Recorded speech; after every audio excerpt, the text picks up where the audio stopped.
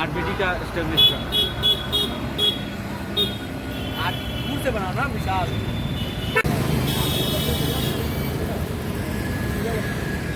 तो है अपने नहीं करना सब बात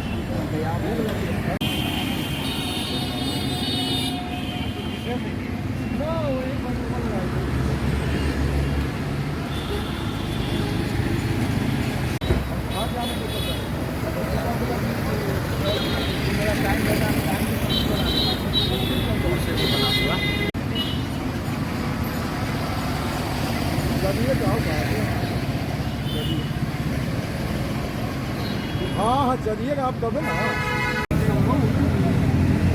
हेलो बाहर आ बाहर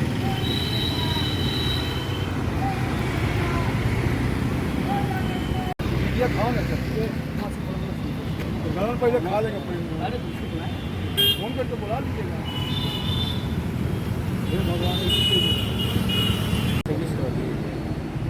हाथ धीरे धीरे करो, धीरे धीरे करो।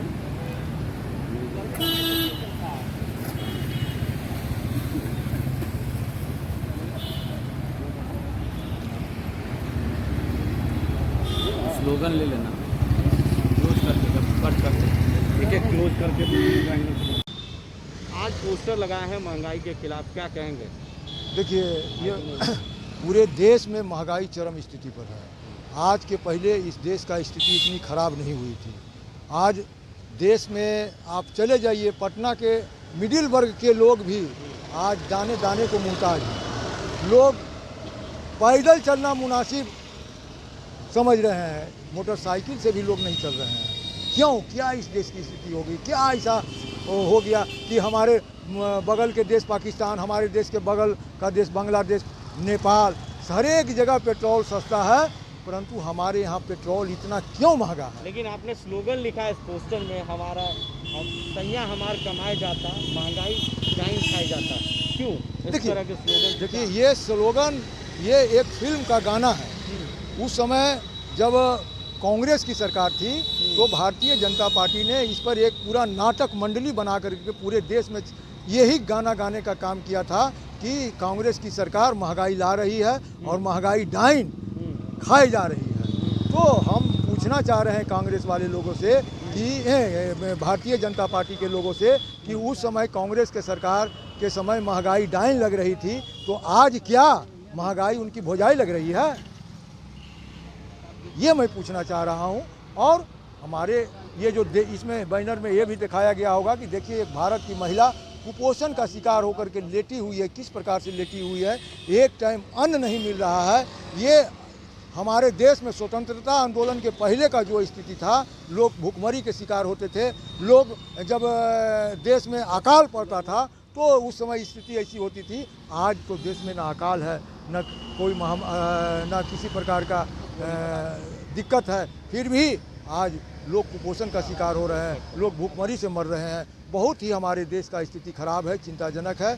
सरकार इस पर अविलंब कार्रवाई करे, महंगाई कम करे, नहीं तो हम लोग राष्ट्रीय जनता दल के लोग आने वाले समय में आंदोलन करने के लिए बाध्य होंगे।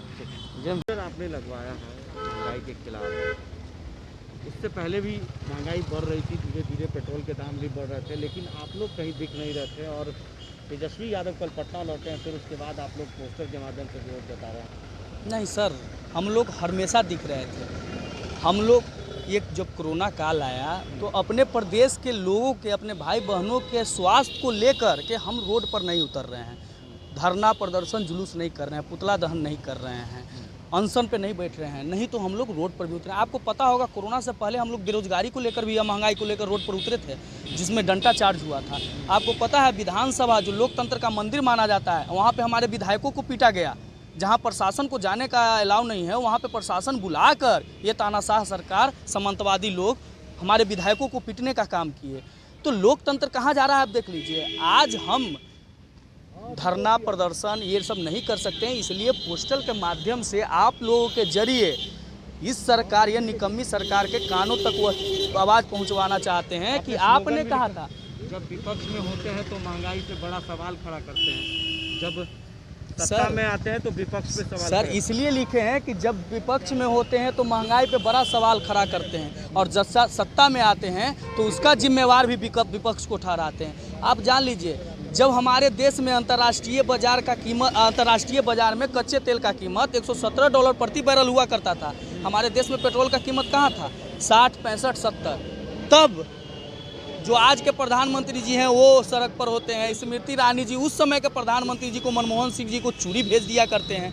आज इंतजार है सर, क्योंकि अंतर्राष्ट्रीय बाजार में कच्चे तेल का कीमत मात्र $55-60 प्रति बैरल है, और हमारे यहाँ पेट्रोल और डीजल का कीमत शतक लगा चुका। और इनके शासनकाल में इतिहास में पहली बार हुआ कि पेट्रोल से भी महंगा डीजल हो गया था। तो जो स्थिति है, आप देखिए सरसों तेल, युवा कहता है लॉस्ट माई जॉब, इसमें दिखाया गया है। देखिए वो कहते हैं डोंट वेरी, सेल पकौड़ा। क्या चीज़ से पकौड़ा सेल करेगा सर? घर में सरसों का तेल नहीं है सर, जिससे सब्जी भी छौंका सके। रिफाइंड महंगा हो चुका, राहर का दाल महंगा है, मसूर का दाल, चना का दाल। हमारे देश में जो ये कहा करते हैं अच्छे दिन अच्छे दिन, सर देश में जिस देश में 35% लोग भूखे सोते हैं, उस देश का अच्छा दिन हो सकता है कभी? आगे क्या करेंगे? आगे हम लोग जब ये कोरोना काल ख़त्म होगी, कोरोना का स्थिति सामान्य होगा, हम लोग रोड पर भी उतरेंगे। जन सरोकार से जुड़े मुद्दे जितने भी होंगे उसे लेकर राष्ट्रीय जनता दल सदैव रोड पर रहा है, रोड पर रहेगा।